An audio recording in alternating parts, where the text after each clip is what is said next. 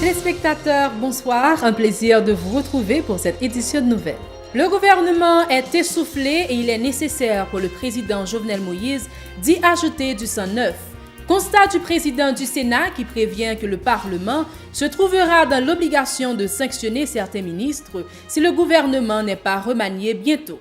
Pour Joseph Lambert, il faut à tout prix remplacer le ministre de l'Agriculture, Marie-Carmel André-Béliard, le plus impopulaire auprès des parlementaires, à qui il reproche notamment son inaccessibilité. La ministre à la condition féminine déplore la présence d'une seule femme au sein du comité de pilotage et d'organisation des États généraux sectoriels de la nation de 23 membres. Eunide Innocent rappelle que la Constitution préconise le quota d'au moins 30% de femmes dans tous les postes décisionnels de la vie nationale. L'ex-premier ministre Laurent Salvador Lamotte a répondu ce jeudi aux questions du juge d'instruction Jean-Wilner Morin sur l'assassinat d'Alix Marie Junior Gassan, son avocat qui clame son innocence dans ce dossier lié à la disparition de l'ancien coordonnateur de la CNMP, Joseph Robert François Marcelo, et au dossier Petro-Caribé.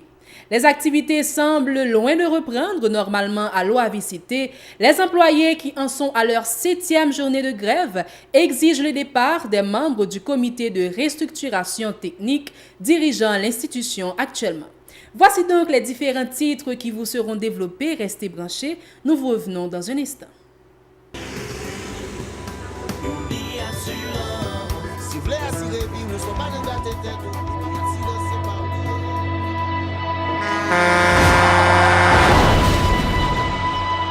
En général, moun pa reme pran assurance. Yo considéré que son l'argent rejeté.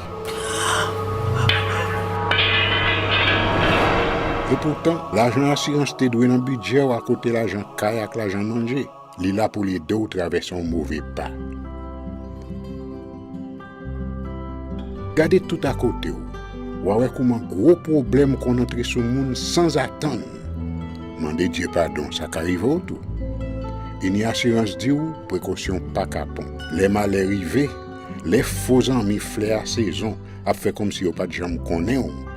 Une assurance après rétaver ou pour le dire continuer vivre la vie ou quitter ce course là non mais nous. Une assurance. Vivez en toute assurance. Voici donc les titres qui vous seront développés. Le gouvernement est essoufflé et il est nécessaire pour le président Jovenel Moïse d'y ajouter du sang neuf, sous peine que le Parlement se trouve dans l'obligation de sanctionner certains de ses membres. Déclaration du président du Sénat de la République qui informe toutefois ne pas avoir été contacté par l'exécutif sur cette question. Joseph Lambert a assuré que le Premier ministre Jacques Lafontaine bénéficie pour le moment de la confiance des deux branches du Parlement. Pour le sénateur du Sud-Est, c'est le ministre de l'Agriculture qui doit inévitablement être remplacé. M. Lambert a par ailleurs indiqué que le Parlement veillera à ce que la nomination des futurs ministres se fasse conformément aux prescrits de la Constitution en vigueur. Le sénateur Lambert, au micro d'Edlen Vernal et Francineus. Ah oui, le gouvernement est essoufflé. Le gouvernement est essoufflé. Ça veut dire qu'il faut du sang neuf. Il faut du sang neuf et je crois qu'il y a une nécessité même pour un sang neuf. Et parce que si l'exécutif là pas mettre sang neuf là, très certainement, le Parlement est capable de trouver dans la pénible obligation pour forcer de mettre sang neuf. Mon côté, moi, tu as mérité sang neuf. Moi-même, c'est le ministre le plus impopulaire actuellement. C'est le ministre de l'Agriculture. De toute façon, il est impopulaire. Son ministre, quand il est amorphe, son ministre qui est Jean Loup, et son ministre qui, comme tu as dit, son ministre qui est injoignable. Le président a une volonté pour faire un remaniement ministériel, même dit son replâtrage, etc. Sous combien de ministres, pas combien de ministres, moi-même personnellement, comme tu as dit, étant donné que beaucoup consulter de façon formelle, tout comme le président doit choisir tout pour pas consulter, son droit que le gagnant pour lui remanier le cabinet ministériel sans pas consulter personne. Mais son droit tout que moi-même, tout comme sénateur, m'a gagné tout pour que il finisse faire remaniement cabinet ministériel. Et puis 2 heures d'après pour m'écrire Premier ministre et puis pour me dire, vous voyez tout le dossier, monsieur, ça revenu ici, à monsieur Damio, revenu ici, éventuellement. Et puis pour nous garder pour nous, si pas un Tchécoslovaque là-dedans, si pas un Tchèque. Le Premier ministre Jacques Lafontaine a effectué jeudi au Sénat le dépôt de 3 projets de loi portant organisation de l'administration publique, fixant le statut général de la fonction publique et établissant le statut, l'organisation et le fonctionnement du Fonds de solidarité nationale pour l'intégration des personnes handicapées. Concernant le projet de loi fixant le statut général de la fonction publique, le chef du gouvernement a indiqué qu'il vise à renforcer la performance des fonctionnaires dont l'efficience et l'efficacité permettront de fournir de meilleurs services aux contribuables. Il préconise l'aptitude, le mérite et la discipline, ainsi que la sécurité de l'emploi, ainsi que la mise en place d'un plan de carrière au sein de l'administration publique haïtienne. Ces propos recueillis par Edlen Vernal et Francineus. La Constitution établit que la loi réglemente la fonction publique sur la base de l'aptitude, du mérite et de la discipline. Elle dote le pays d'une fonction publique de carrière et garantit la sécurité de l'emploi en vue de permettre à l'État de fournir à la collectivité des services publics de qualité. Fonctionnaires au sein des priorités de l'administration publique en vue de la fourniture de meilleurs services à la population. Le Sénat de la République promet que ses collègues vont pencher rapidement sur les 3 projets de loi déposés par le Premier ministre jeudi au Sénat. Joseph Lambert espère aussi que l'Assemblée parviendra à voter une quinzaine de projets et propositions de loi durant ce mois d'avril.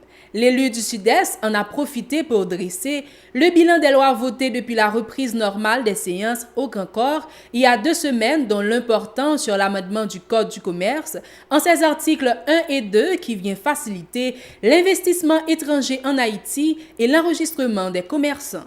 Écoutons les explications de Joseph Lambert. Nous entendons sur un ensemble de textes de loi, que ce soit projet de loi, qui votait en première lecture à la Chambre des députés, qui supposait voter en deuxième lecture au Sénat de la République, que ce soit des propositions de loi émanant des sénateurs ou des députés qui votaient ou bien qui peuvent voter, eh bien nous mettons d'accord sur un ensemble de 15 textes de loi que nous jugeons prioritaires. Maintenant, 15 textes de loi, ça, il y a environ une dizaine de textes que nous considérons comme des projets de loi et les inscrits, ensemble de textes inscrits dans l'agenda législatif pouvoir exécutif la lui-même. Et sous base ça, nous commençons à mettre notre travail et nous gagnons amendement code pénal là qui fait, pas code pénal, code commerçant qui fait en ces articles 1 et 2 qui baille droit à un ensemble d'étrangers qui avaient venir faire commerce dans un pays, et bien, activité commerciale doit conduire librement. Et il permet tout que nous essayions de formaliser ce secteur. Pour que, on marchand, la vente, on monde qui fait commerce, et autres, etc., il y a un côté que le cas enregistré, le ministère du Commerce connaît qu'il existait en tant que commerçant. La ministre à la condition féminine et aux droits des femmes, Enid Innocent, déplore la présence d'une seule femme au sein du comité de pilotage et d'organisation des États généraux sectoriels de la nation, composé de 23 membres officiellement lancé le 28 mars dernier par le chef de l'État. Elle rappelle que la Constitution amendée de 2012, en son article 17.1, préconise le quota d'au moins 30% de femmes à tous les postes de décision de la vie nationale.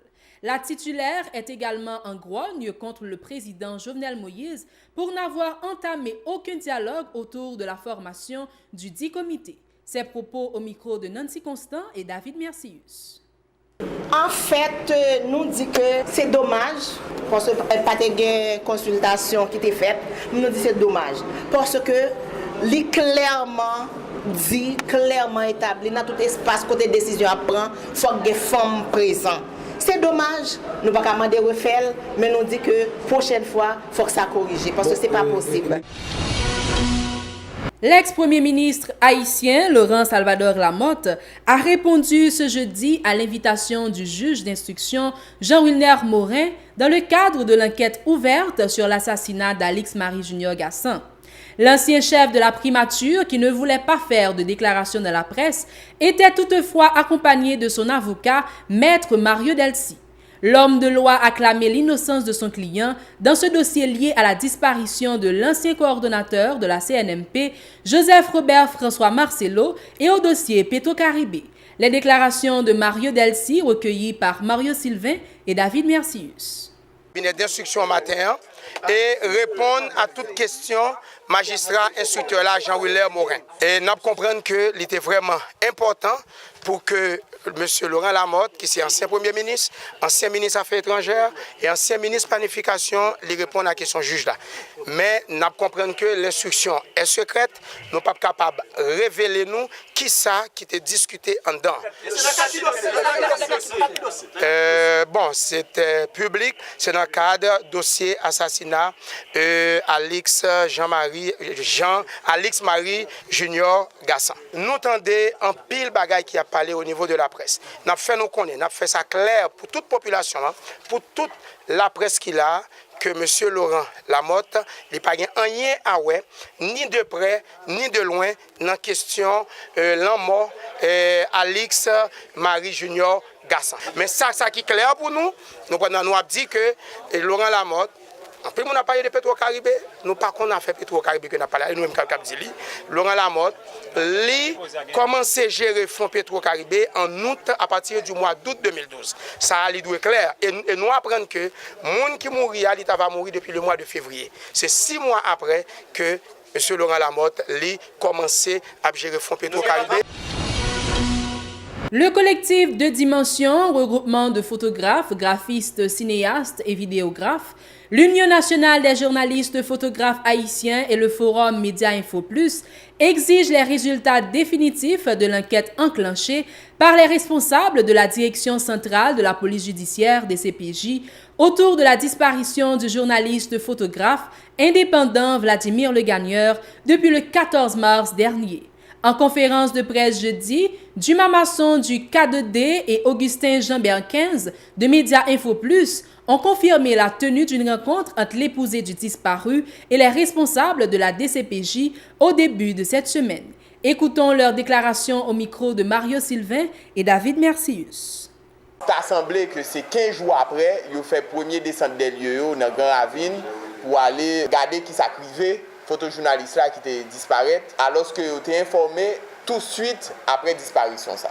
Nous pas manquer pas souligner tout que la police a communiqué par compte-gouttes sur disparition ça, ils ont communiqué très peu sur question assemblée, c'est pas ça qui priorité vraiment alors que il y a une vie qui est en jeu, alors que pas rien qui dit jusqu'à moment n'a parlé là que Vladimir n'est pas tant de côté pour venir libérer ou bien pas dans une situation qui demande assistance. Nous continuons à souffrir à la disparition ça même de la famille madame. C'est pour ça nous avons demandé à la police et à la justice dans qui point il y a une enquête sur disparition confrère nous Vladimir Le Gagneur. Pendant nous avons tout profité féliciter la police nationale là qui font un bon travail dans le cadre de match ça nous avons organisé pour demander justice à confrère nous Vladimir Le Gagneur. Nous même la corporation nous croyons dans la justice pays nous croyons dans l'institution pays. C'est pour ça que nous avons demandé à la police et à la justice pour continuer dans le cadre d'enquête. Même j'ai dit aux jeunes chapeaux, aux jeunes zo, nous avons demandé pour l'antidote pas trop long pour avoir des résultats ADN, ils disent qu'ils ne pas le faire. Les activités sont toujours paralysées au niveau des différents bureaux de l'Office d'assurance véhicule contre tierces à travers le pays. Les employés ont débrayé jeudi pour la 7e journée consécutive et conditionnent la reprise normale des activités dans cette institution publique au départ des actuels membres du comité de restructuration technique dirigeant l'OAVCT actuellement. Jean-Marc Sondorcet et Rigueur Noël ont fait un tour au bureau central à Tabar. Suivez leur reportage.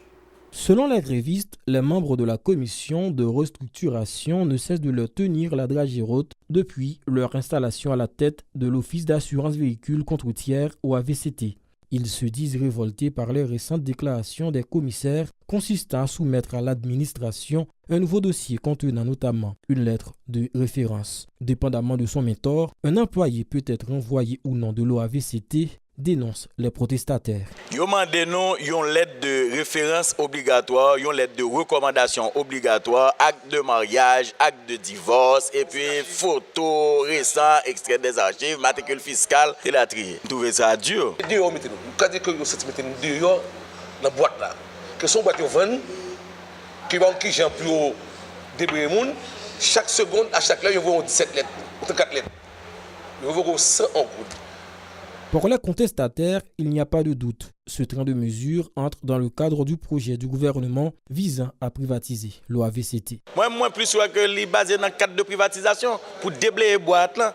Le ministre campé là. Si un accident fait, vie moun yo, est-ce que li pas plus important que privatiser l'OAVCT? Pour qui ça le président pas dit un mot, le premier ministre pas dit un mot pour l'OAVCT refonctionner? Pour qui ça l'oblige à kembe moun sa yo côté que employé yo pas vle parce que employé c'est yo pas vle commission c'est employé yo pas vle c'est pas directeur c'est pas 2-3 gen moun c'est employé qui dit qui pas travail avec commission c'est aller pour l'aller. Les employés de l'OAVCT déclarent qu'ils ne feront pas machine arrière en dépit des coups de ce débrayage pour le trésor public. On est OAVCT pas arrêté ça va fermer mais c'est pas nous-mêmes. Si le mouvement commence depuis mardi, si le rive aujourd'hui, c'est irresponsabilité président de la République là et l'a minimiser ça. On a continué l'opération bras croisés pour jusqu'à ce que le président de la République là dise un mot. Le président de la commission économie et finances de la Chambre basse, Gandhi Dorfeuille, pour qui la situation à l'OAVCT est dramatique, a promis mercredi de plancher sur ce dossier. Appelé à réagir sur la question lors de son passage au Parlement, le ministre de l'économie et des finances, Jude Alix Patrick Salomon, n'a pipé. Téléspectateurs, merci d'avoir suivi cette édition de nouvelles. Restez donc branchés la Télé Pacifique pour la suite de la programmation.